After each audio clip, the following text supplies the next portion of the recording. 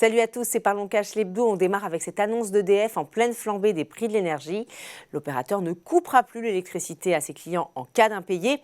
À la place, il plafonnera la puissance à 1000 watts. Concrètement, ça va permettre de maintenir des usages essentiels comme l'éclairage ou le frigo. Mais ce ne sera sans doute pas assez pour se chauffer. La grande nouveauté, c'est que cette mesure sera effective toute l'année et non plus seulement pendant la trêve hivernale. Et face à cette flambée des prix, les ménages sont obligés de se serrer la ceinture. Conséquence, le budget des cadeaux de Noël devrait être en dessous de celui d'avant-crise. Selon un sondage OpinionWay, il devrait avoisiner les 282 € en moyenne contre 342 € en 2019. À noter que c'est quand même légèrement plus que les 272 € de l'an dernier. L'heure est donc à la prudence. 51% des sondés vont réduire le nombre de cadeaux. 52% a prévu un repas plus économique et 45% devraient cette année se priver de sapin.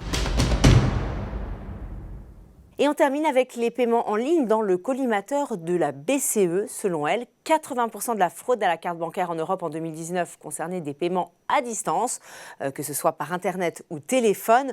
Un phénomène qui ne fait que s'aggraver au fil du temps, puisqu'en 2017, elle ne représentait que 71% des fraudes.